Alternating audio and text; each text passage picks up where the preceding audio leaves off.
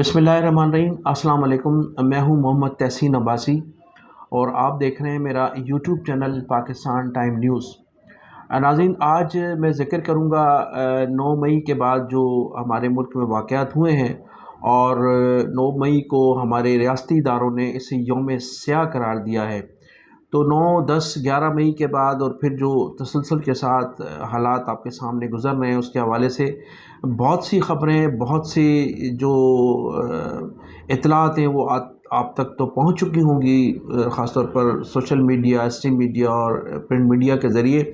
लेकिन कुछ ऐसे वाक़यात ज़रूर हैं जो हमारी इलेक्ट्रॉनिक प्रिंट मीडिया से उछल रहे हैं। तमाम उन वाक़यात के मुतालिक मैं कुछ आपको उनकी तफ़सीलात से आपको आगाह करूँगा। तो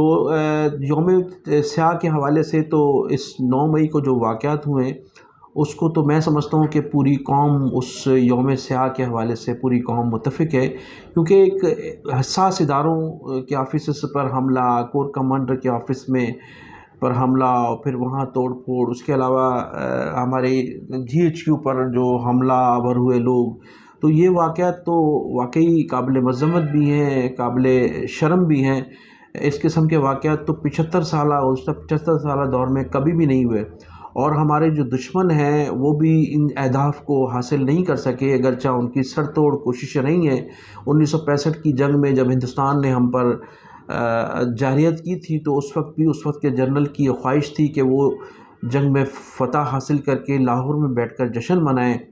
तो वो भी ख्वाहिश पूरी नहीं कर सके। लेकिन आपने देखा कि इमरान खान साहब और उसकी जमात की जानिब से जो हमारे इदारों के ख़िलाफ़ हर्जा सराई जो हो रही है उसका तसलसल जारी है। उस हवाले से हिंदुस्तान के दानिश्वर और सीनियर सहाफ़ी और चैनल्स पर बरमला ये कहा जा रहा है कि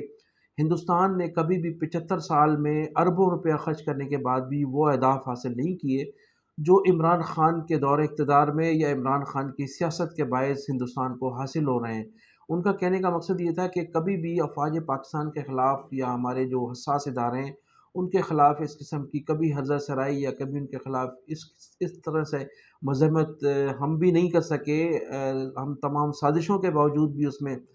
कामयाब हासिल नहीं कर सके जितनी इमरान खान ने अपने मुल्क में बैठकर अपने कारकुनों के ज़रिए, अपनी टाइगर फ़ोर्स के ज़रिए, अपनी तहरीक इंसाफ की अरकान असम्बली कारकुनान के ज़रिए जिस तरह से पाकिस्तान को ज़िच किया है और जिस तरह से पाकिस्तान को नुकसान पहुँचाया है। तो आज भी मुसलसल तसलसल के साथ आप अगर तबसरे सुने इंडियन मीडिया पर तो आपको ये महसूस होगा कि वो 99% जो लोग हैं वो यही तबसरे कर रहे हैं कि ये जो हिंदुस्तान के लिए इमरान खान ने बहुत सी आसानियाँ पैदा कर दी हैं और अगर इमरान खान दोबारा इक़्तिदार में आते हैं तो फिर हिंदुस्तान को पाकिस्तान के ख़िलाफ़ जो भी कार्रवाई करनी होगी उसमें ख़ासी जो है आसानियाँ पैदा हो जाएंगी। तो इमरान खान जो हैं उनका उनका मकसद ये है कि इमरान खान जो है वो गुज़श्ता 3 से 4 सालों में जिस तरह से पाकिस्तान को कमज़ोर करने में कामयाब हुए हैं, वो हिंदुस्तान 75 साला दौर में कभी भी इतनी बड़ी कामयाबी हासिल नहीं कर सका। नाज़रीन, 9, 10 और 11 मई को जो हमारे मुल्क में वाक़यात हुए हैं और जिस तरह से हमारे हसास इदारों के ऑफिसेस पर हमले किए गए, कोर कमांडर ऑफिस पर हमला किया गया, GHQ पर हमले की कोशिश की गई, तो इसमें अगरचे मुल्क में होते हुए मुल्क में मौजूद हमारी तहरीक इंसाफ की जो क़यादत है वो अपने जो टाइगर फ़ोर्स थी उसको बाकायदा इंस्ट्रक्शन दे रही थी और जो चंद दर्जन लोग थे जो मुख्तलिफ़ शहरों में निकले हुए थे वो लोगों को बताया जा रहा था, बाकायदा उनको जो इंस्ट्रक्शन दी जा रही थी कि किस तरह से कहाँ हमला करना है और कहाँ सबसे पहले जलाओ घराव करना है। तो इस हवाले से तो था, लेकिन एक तरफ ये था तो दूसरी तरफ मुल्क से बाहर बैठे हुए लोग जो थे वो भी इन तमाम लोगों को इंस्ट्रक्शन दे रहे थे और ऐसा महसूस होता था कि उनके इंस्ट्रक्शन पर ये तमाम काम हो रहे हैं। तो उनमें 7 ऐसे लोग थे जिन लोगों की वीडियोस पकड़ी गई हैं, जिन लोगों के टेलीफोन पकड़े गए हैं, जिन लोगों ने बाहर से बैठकर जो दहशतगर्द थे या जो कारकुनान थे तहरीक इंसाफ के, जो टाइगर फोर्स थी, उन लोगों ने जो हमले किए हैं मुख्तलिफ़ जगहों पर, कोर कमांडर हाउस पे GHQ पर हमले की कोशिश की, अस्करी टावर पर हमला किया, तो उन लोगों को जिस तरह से इंस्ट्रक्शन दी जा रही थी उसमें ये 7 लोग भी मुलविस थे जिनकी बाकायदा हमारे इदारों ने ان کی ٹیلی فون جو ہے وہ ٹیپ کیے ہیں، اور ان کی باقاعدہ جو انسٹرکشن دی گئی، جس طرح سے وہ تمام جو ہے ان کے پاس ثبوت موجود ہیں۔ ان ثبوت ہونے کے بعد جو ہے ہمارے وزیر اعظم جناب شہباز شریف صاحب نے برطانوی وزیر اعظم اور وزیر خارجہ بلاول بھٹو زرداری صاحب نے برطانوی وزیر خارجہ سے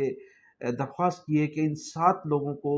پاکستان کے حوالے کیا جائے، جن لوگوں نے ہمارے ملک میں افراتفری پیدا کرنے کی کوشش کی ہے، اور جن لوگوں نے ہمارے جو ہے وہ اداروں پر حملے میں جو لوگ براہ راست ملوث رہے ہیں۔ تو ان میں سب سے پہلا جو نام ہے وہ ہے حیدر مہدی اور راجہ عادل۔ یہ دونوں جن کا تعلق افواج پاکستان سے رہا ہے ماضی میں، اور ان لوگوں کو باقاعدہ کرپشن کے باعث جو ہے اداروں سے نکالا گیا تھا۔ حیدر مہدی کا تو ماضی ہے، لیکن جو راجہ عادل ہیں وہ عمران خان سے اربوں روپے کے مراعات یافتہ سابق میجر، جنہوں نے زمینوں پہ قبضے، پھر الاٹمنٹ پہ ملوث رہے ہیں۔ اس کے بعد پھر جب عمران خان کی حکومت کا خاتمہ ہو گیا، تو جب ان کے مفادات کو زک پہنچی، تو پھر یہ لوگ ملک چھوڑ کر لندن جا کر بیٹھ گئے، اور وہاں بیٹھ کر یہ ہمارے اداروں کے خلاف، ہماری جو ہے افواج پاکستان کے خلاف، اداروں کے سربراہوں کے خلاف جس طرح سے ہرزہ سرائی کر رہے ہیں، وہ سب آپ کے سامنے اور سوشل میڈیا پر ناظرین آپ دیکھتے بھی ہوں گے۔ ایک تو دو تو یہ تھے، اور تیسرے ایک وجاہت حسین، ایک سینئر صحافی تھے جو ہمیشہ ہماری جو ہے عسکری جو ہے وہ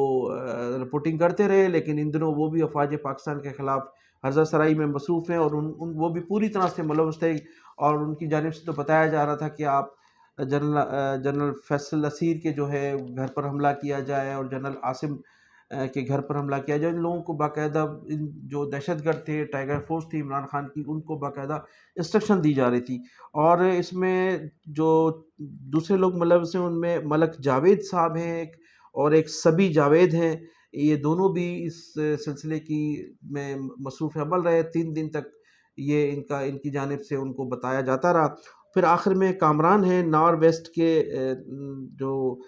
پی ٹی آئی کے صدر ہیں، یہ بھی اس میں ملوث رہے ہیں۔ تو یہ 7 افراد ہیں جن کے متعلق بتایا جاتا ہے کہ یہ لوگ باقاعدہ ملوث تھے، اور یہ جو لوگ حملہ آور تھے، جو ٹائیگر فورس تھی، ان کو پوری جو ہے ان کی یہ سپورٹ کر رہے تھے، ان کو سمجھایا جا رہا تھا، ان کو بتایا جا رہا تھا کہ کس طرح سے حملہ کرنا ہے، کن کن گھروں پر حملہ کرنا ہے۔ خاص طور پر جنرل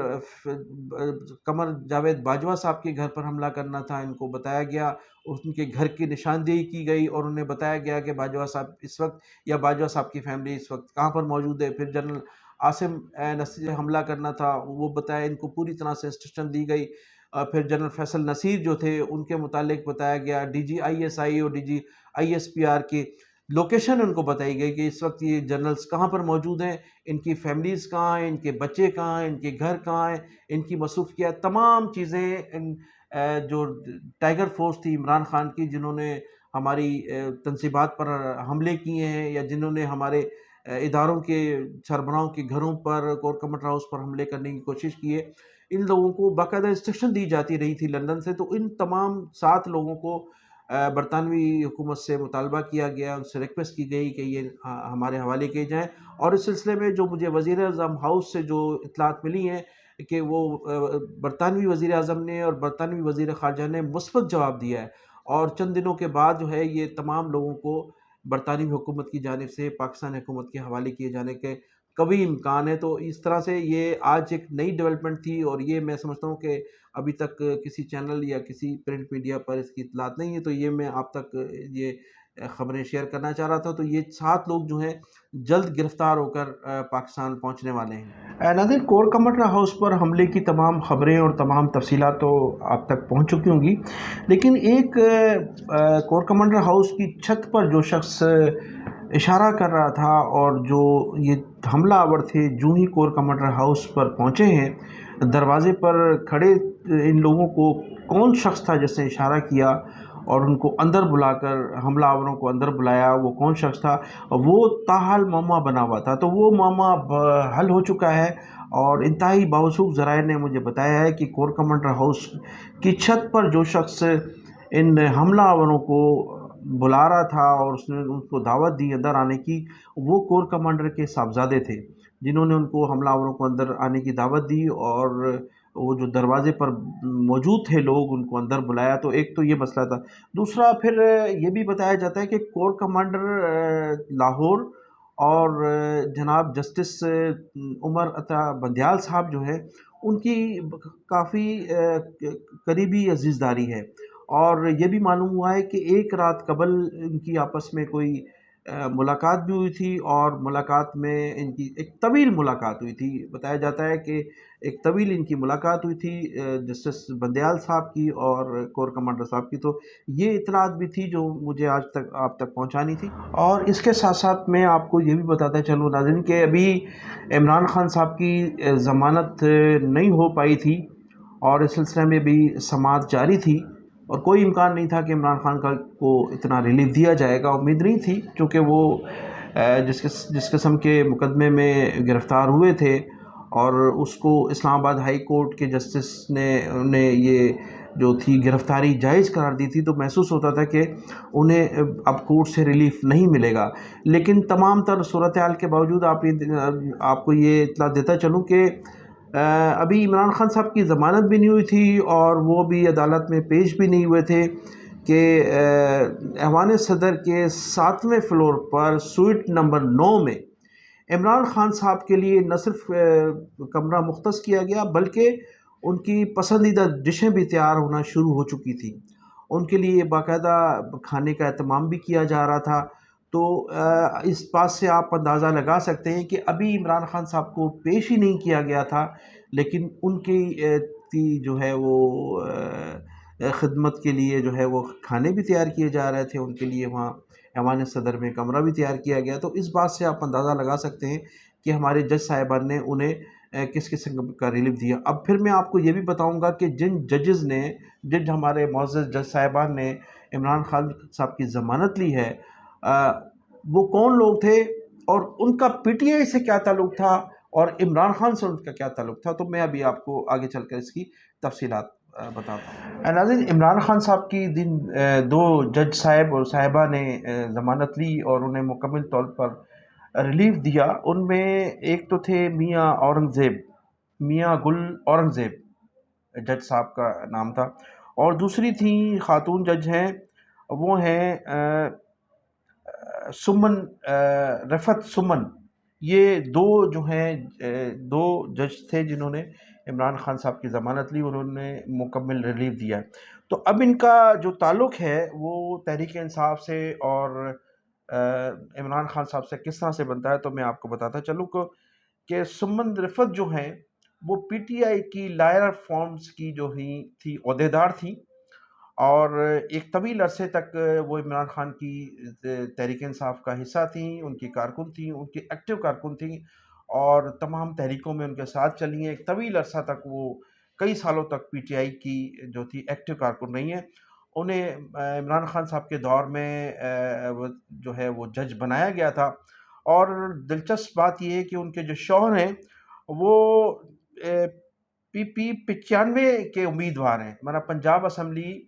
95 کی جو سیٹ ہے اس کے امیدوار ہیں۔ انہیں عمران خان صاحب نے ٹکٹ بھی ایشو کر دیا ہے، اور وہ آئندہ انتخابات اگر ملک میں ہوں گے تو وہ پی ٹی آئی کے امیدوار ہوں گے۔ تو سمن رفعت جو ہیں ان کا جو تعلق ہے وہ اس طرح سے تحریک انصاف سے ہے۔ اب آپ کو بتا دوں کہ جو میاں گل اورنگزیب ہیں، گل اورنگزیب صاحب جو ہیں وہ بڑی دلچسپ آپ کو خبر بتاتا چلوں کہ وہ ایک تو قمر ایوب صاحب کے جو گوہر ایوب صاحب کے صاحبزادے ہیں ان کے کزن ہیں، ٹھیک ہے، اور اس کے علاوہ وہ پرویز کھٹک صاحب کے بھی داماد ہیں، یعنی تحریک انصاف کی یہ دو اہم شخصیات ہیں، ایک کہ وہ کزن ہیں اور دوسرے سابق وفاقی وزیر داخلہ، ڈیفنس منسٹر بھی رہے اور چیف منسٹر بھی رہے وہ کے پی کے، تو ان کے وہ داماد ہیں گل اورنگزیب صاحب۔ تو ان دونوں نے عمران خان صاحب کو مکمل ریلیف دیا ہے، اور تمام کیسز میں ضمانت بھی لی ہے اور انہوں نے مکمل ریلیف دیا۔ تو یہ جو جج صاحبان تھے، جس طرح سے کہا جا رہا ہے کہ عدلیہ کا جو کردار ہے، عدلیہ کے جو فیصلے ہیں اور عدلیہ کا جو ون سائیڈڈ فیصلے ہیں وہ آپ کے سامنے ہیں کہ کس طرح سے رشتہ داریاں اور کس طرح سے جو ہے وہ تعلق داری نبھائی جا رہی ہے، اور جسٹس عمر بندیال صاحب کے متعلق بھی آپ کو انکشاف کرتا چلوں کہ جسٹس عمر بندیال صاحب کے جو ایک صاحبزادی تھی اور ایک صاحبزادے تھے، عمران خان صاحب کے دور میں دو مختلف اداروں میں وہ ملازم تھے، اور عمران خان صاحب نے انہیں ملازمت دی تھی، اور دونوں کو تقریباً 80 لاکھ روپے سیلری ملا کرتی تھی دو اداروں سے۔ عمر بندیال صاحب جو تھے وہ ان کے دونوں صاحبزادے اور صاحبزادی عمران خان کے دور میں نوازے گئے تھے مبینہ طور پر۔ پھر جب عمران خان صاحب کی حکومت کا خاتمہ ہوا تو ان دونوں کو نوکریوں سے فارغ کر دیا گیا، اور پھر اس طرح سے جو 80 لاکھ روپے ماہانہ جسٹس عمر بندیال صاحب کے گھر میں آیا کرتے تھے انہیں وہ نقصان اٹھانا پڑا، جس کی وجہ سے ان کے جو فیصلے ہیں ان کے فیصلے کا وزن جو ہے وہ عموماً آپ نے دیکھا کہ عمران خان صاحب کے پلڑے میں آپ کو نظر آتا ہوگا، اور وہ مسلسل جس طرح سے ان کو جس طرح سے ریلیف دے رہے ہیں، اب وہ بھی سب آپ کے سامنے ہے۔ اب آپ کو یہ بھی بتاتا چلوں کہ عمران خان صاحب جب گرفتار ہوئے ہیں اور اس کے بعد ان کی جو میڈیکل رپورٹ ہوئی ہے، تو اس میڈیکل رپورٹ میں ایک تو ان کے بالوں کی جو ہے میڈیکل رپورٹ منظر عام پہ آئی ہے، دوسری ان کی جو رپورٹ تھی وہ تھی ان کے جو بلڈ کے جو ٹیسٹ دیے گئے ہیں، مبینہ طور پر جو ہمیں اطلاعات ملی ہے کہ اس بلڈ میں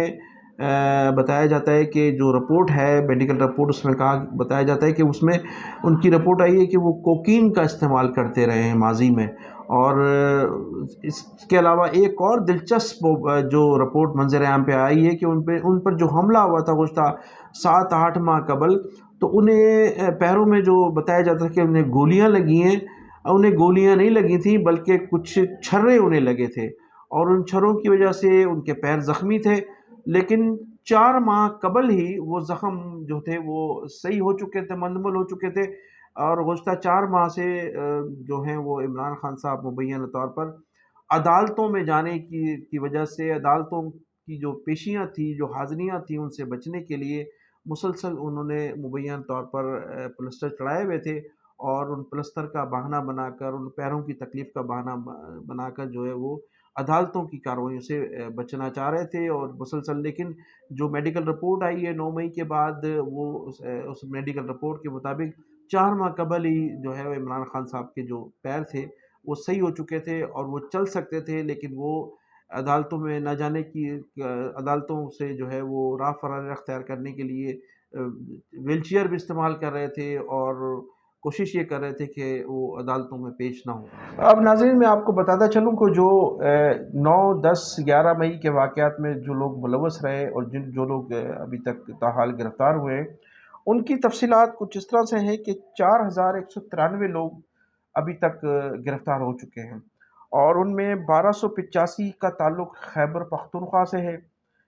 496 جو ہیں وہ کراچی، حیدرآباد اور سکھر سے ان کا تعلق ہے۔ پنجاب سے کہ جو ہے وہ 900 افراد پنجاب سے گرفتار ہوئے ہیں، کوئٹہ سے 700 لوگوں کو گرفتار کیا جا چکا ہے تاحال، اسلام آباد سے 283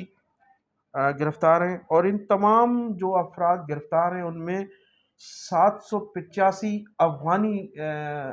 افغان نژاد لوگ جو ہیں، افغانی ہیں جو گرفتار ہوئے ہیں، اور ان کے پاس سے بڑے پیمانے پر اسلحہ بھی برآمد ہوا ہے۔ اچھا، محض لاہور شہر سے 371 جو ہیں پنجاب سے افغانی گرفتار ہوئے ہیں، جن لوگوں نے زمان پار کی جو ہے ذمہ داریاں سنبھالی ہوئی تھی، اور بتایا جاتا ہے کہ یہ جو افغانی ہیں یہ سیف اللہ نیازی کے فارم ہاؤس پر جو ہے وہ پناہ لیے ہوئے تھے، اور جب وقت پڑتا تھا تو ان لوگوں کو بلا لیا جاتا تھا۔ تو ناظرین میں انہی الفاظ کے ساتھ آپ سے اجازت چاہوں گا کہ آپ اپنا خیال رکھیے گا، اور پاکستان کی سلامتی اور خوشحالی کے لیے ہمیشہ دعا گو رہیے گا۔ پاکستان زندہ باد۔